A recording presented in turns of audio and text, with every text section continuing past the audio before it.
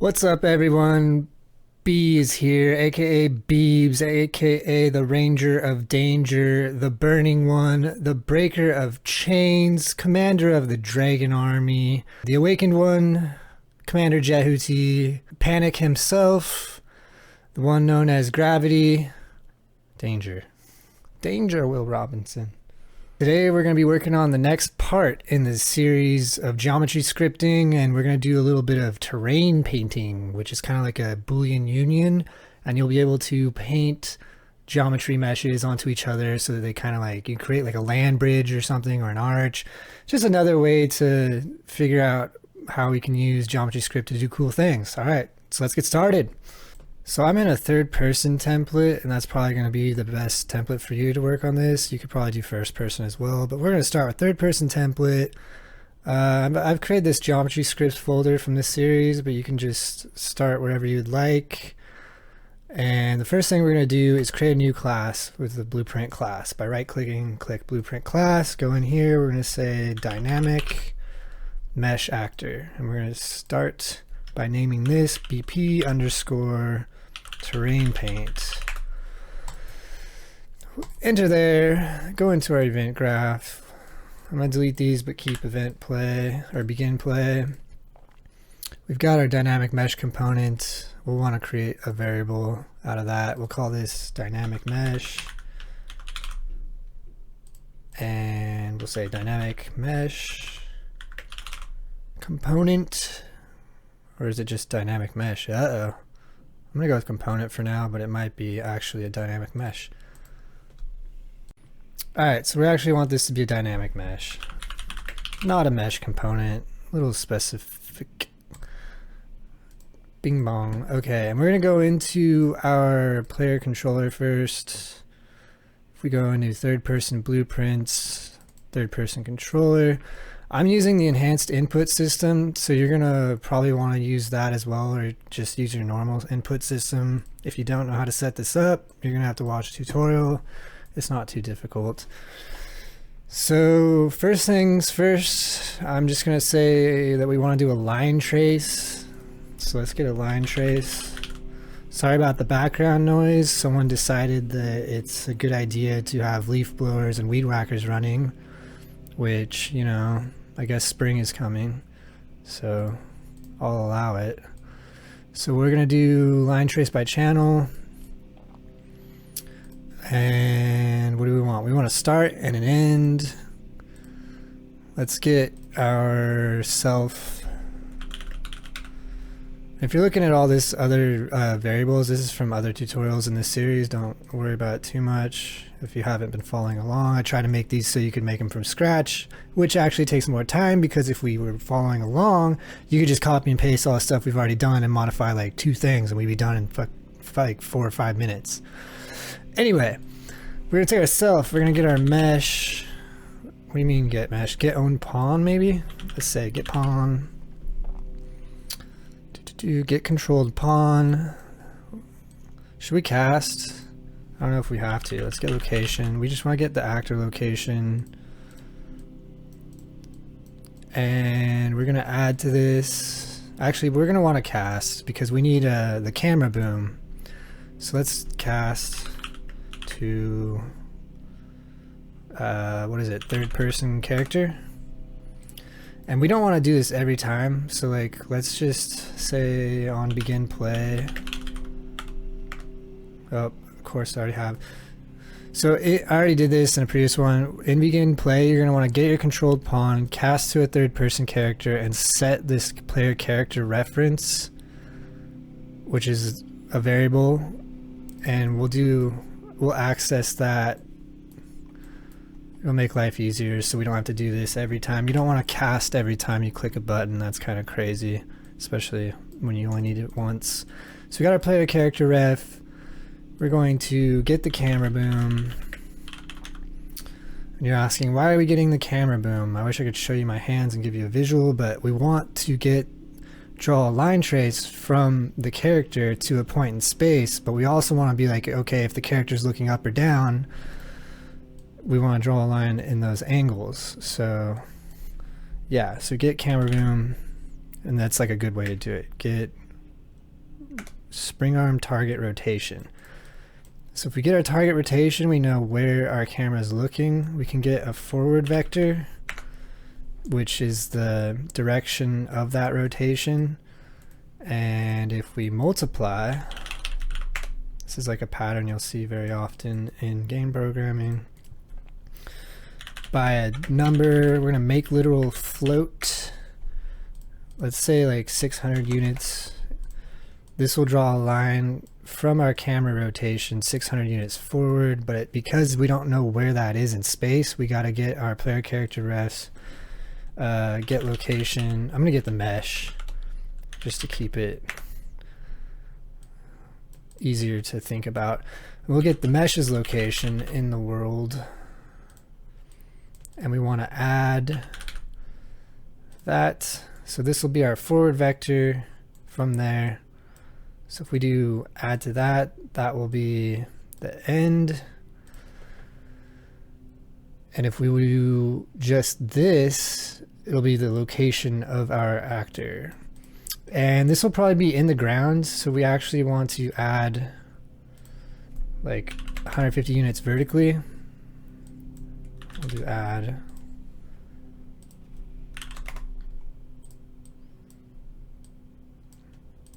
Try to make this fast. I don't like wasting people's time. And draw debug type, we'll say persistent for now. And we'll test this. Since I plugged it into completed, when you let go of the mouse button, it should spawn a line. Yeah, so that's 150. It's kind of high. But you can tell that when we look up and down, it, you know, follows the camera's angle. So you can draw a bunch of lines and okay, cool. We're a sea urchin now. I'm gonna lower that just a pinch. It's fine. It's fine. So what you can also do is you can use this forward vector and actually draw a little bit further in front of the character, but we're not gonna worry about that. All right, so what do we want to do next? What I'm thinking is we want to create a dynamic mesh and work with it. So what I like to do is I like to write a little comment and write down what I'm going to do. So let's say we want to create a dynamic mesh. Let's say if it doesn't exist, if dynamic mesh does not exist, create a dynamic mesh.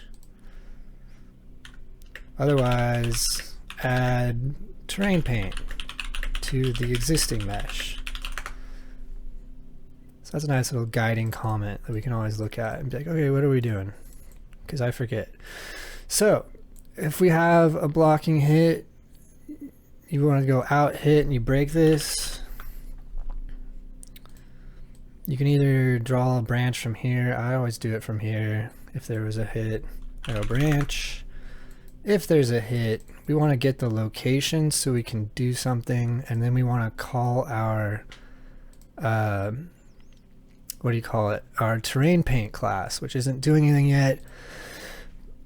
But since we don't have a reference to terrain paint, we want to create it. So this is the point where I'm saying if the dynamic mesh does not exist, we want to create the dynamic mesh.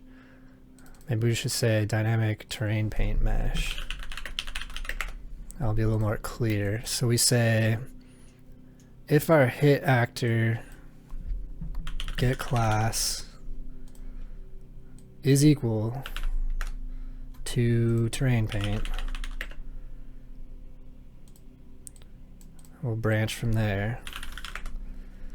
It's like if there is a hit and, well, it's not really an and that terrain paint is the same class, then we want to paint on it. So we'll say add paint, add terrain paint. Otherwise, or else, we want to create our terrain paint class. This way we don't have to have like an existing reference to it in the world like we did with our other little geoscripts. Now we can just create, spawn one and create one. So we're gonna go spawn actor from class. We're gonna call this class terrain paint.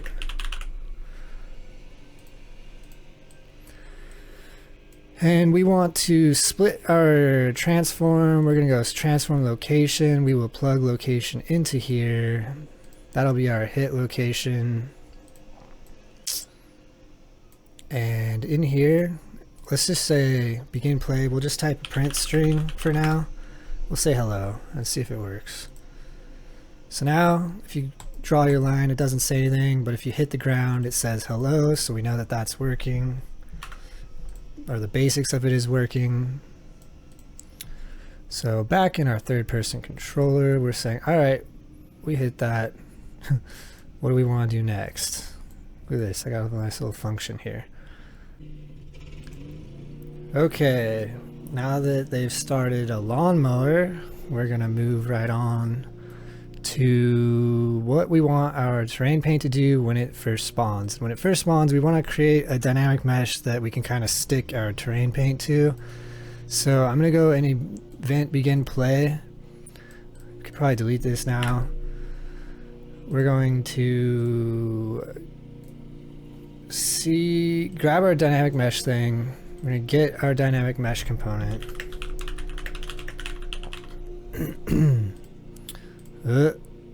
I don't like that it does that.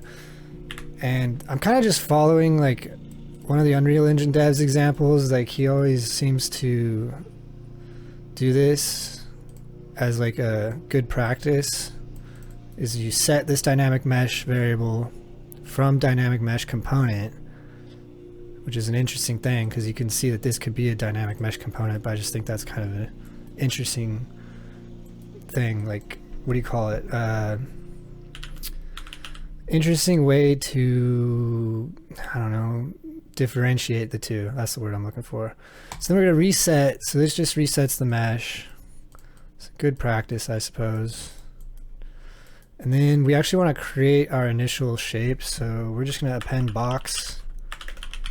And if you've done the other tutorials, you'll know that this is pretty much bread and butter. You can copy and paste this and it's not really that big of a deal. Transform will just be 0 because that's where we're at. And then after that, we're going to say we could apply tessellation. We're not going to do that though. And I think that's it for now. Let's see what happens when we hit play. Hopefully we spawn a box. Nice. But if you spawn on it, like if you try to hit the same spot, it's going through it. That's interesting. It's not blocking, so that's what we want to do. You'll notice that you can run through it and the traces are going through it, so we're going to want to stop that. And the way to do that is you get your dynamic mesh component, come in here. I believe you want to set, or just type in collision enabled. Set complex as simple collision enabled. Sure, that sounds good to me. And then check the enabled box. And that should set up collisions so we can't walk through it. And we can jump on here if you're tall enough. And also now our box, when we hit the box, because it's of type,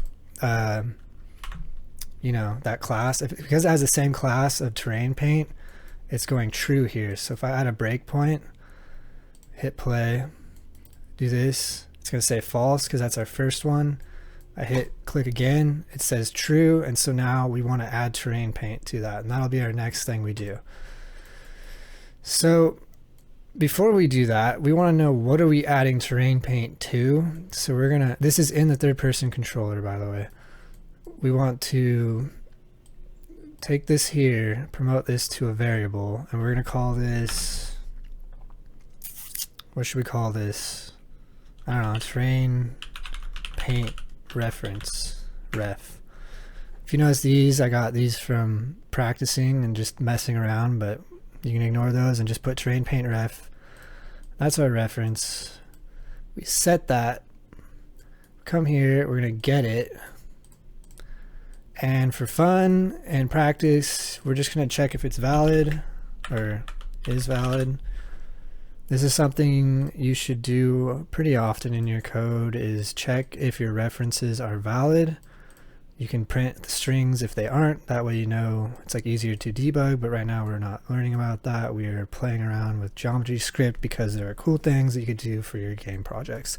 All right, so we got a terrain paint ref. Now we want to do something. So in our terrain paint ref, which is our blueprint of terrain paint, we're going to create a new function. So we go in here, we'll add a function, and we're going to call this add terrain paint. Cool. And we want to know where is this happening. So we're going to create a vector input on our terrain paint function over here in inputs. You hit the plus sign, you go location, and what do we want to do? We want to, let's say, append a sphere box. We're going to drop the steps down to 3 so it's more performant. Radius 50 is probably fine. I'm just going to type 75 for now. We want to do something with our mesh. So it's the same pattern that we've been using in the other geometry script tutorials, which for me has been made over like a process of a month or two, so it's not super fresh in my memory. But we want to allocate compute mesh, and then we're going to get our dynamic mesh component. This little secret sauce right here, get world transform. And as in the other videos, we want to inverse transform location. This is important. From my experience, it won't work without this. And we go split this struct, plug this location into transform location, pass this allocate compute mesh into target mesh, plug this in, and we should be good there. I think that will be good for now. Let's take a look, see. So that'll just append a sphere box, but we want to keep appending. So we're going to say get our dynamic mesh. What I find interesting here is we do this dynamic mesh component, get dynamic mesh. I also wonder if we can just do this since we set that reference, but I don't know. You'd have to play with it. I don't have time for such madness. And then we'll just grab this, apply a mesh boolean. And that's the target mesh. We want to set our tool mesh to be this new sphere that we're adding to our big mesh. And our operation, which in the other videos we've done subtraction, we're going to do union this time, which will just add to it. I'm going to move this here because this will probably work, but anyway. And then after that, we go release all compute meshes. Cool. So this, I'll zoom out so you can see kind of. This is the add terrain paint function. We take our location in, we spit it into here. After we allocate the compute mesh, we're going to add a sphere to it that has 3 steps on each XYZ with a radius 75. We get our dynamic mesh component here, which you could probably just use this variable since we set that, but I don't know, no time for testing.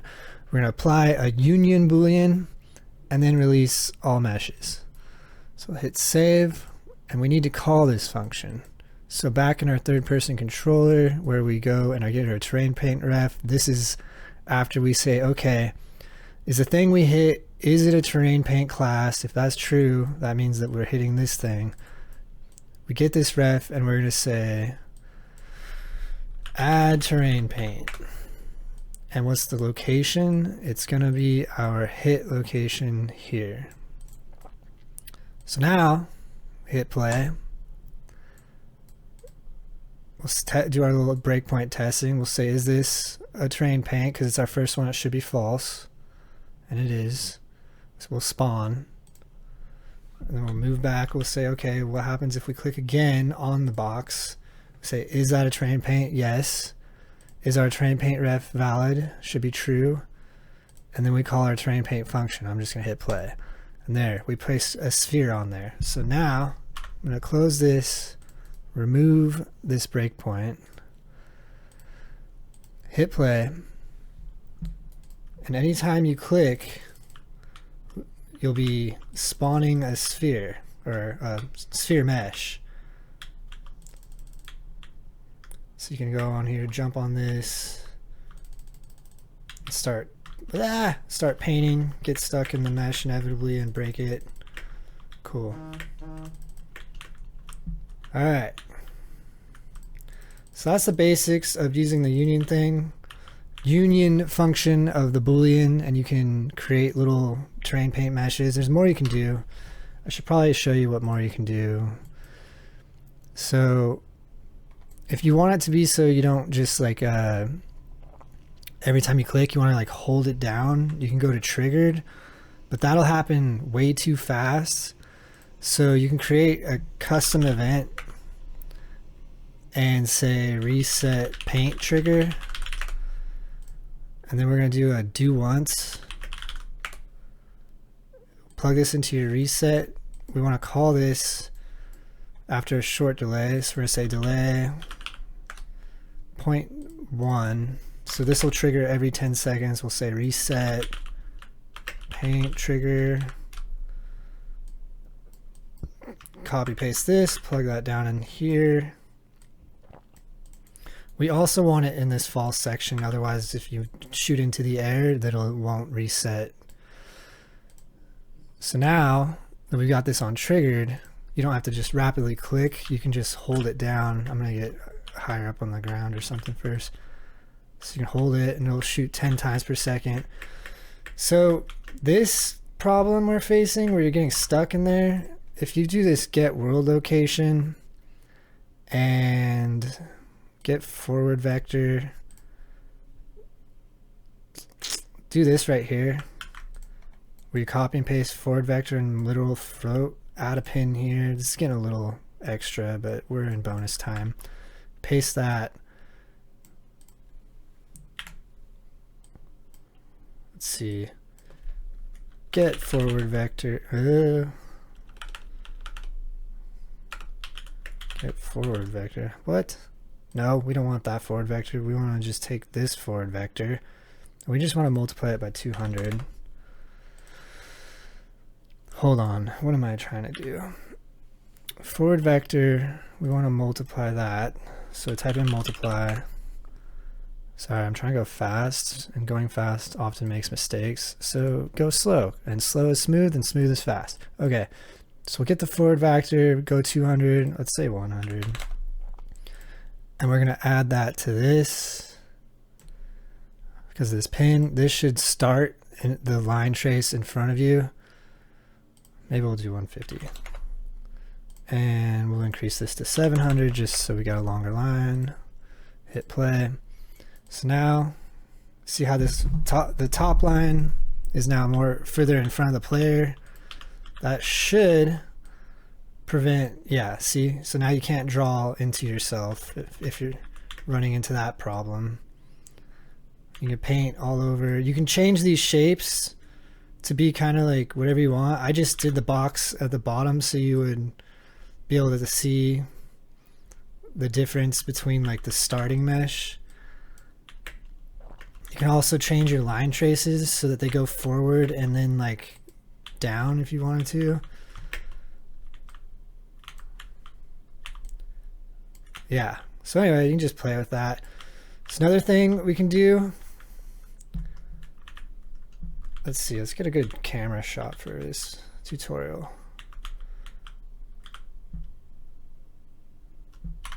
Another thing you can do is in your terrain paint, you can create a new function. We're gonna call this like, I don't know, modify terrain. And what we'll do, we could probably get our dynamic mesh. Let's say we want to apply Perlin noise.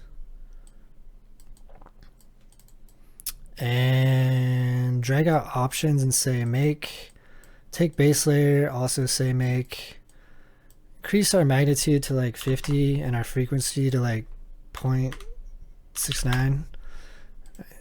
And maybe apply mesh solidify, target mesh. Let's see what happens if we do that.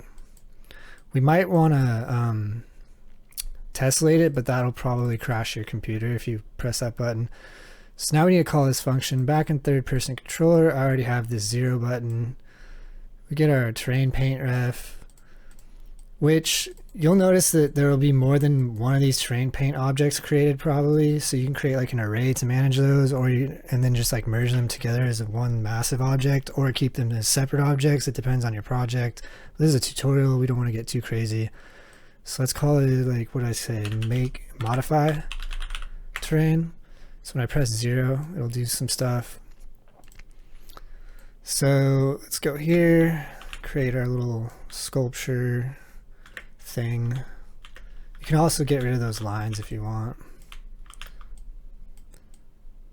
Anyway, and then when I press 0, first I want to paint a little more. Anyway, press 0 and it's gonna modify like the ones that are in that terrain paint ref. So you can see that we're getting more than one terrain paint ref object, and the old ones are being cleared. So you can you're gonna have to manage that carefully if you want to apply these things. Otherwise, you could just build this modify terrain noise directly in. So let's try that, see what happens. Take these, copy them, go into terrain paint, move this compute mesh or release compute mesh. We'll paste it, plug that in, move target mesh here, solidify, plug back in release compute meshes, and just leave that on self. So let's see what happens. Oh, that's gonna crash the computer. Oh, why did that happen so many times? That's interesting. It's happening too often. Apply Perlin noise to mesh. That's because every time this is getting called on the whole thing, huh? So don't do that. That's why we experiment. Anyway,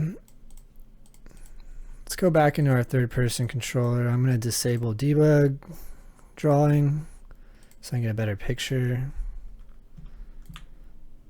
Let's do our painting.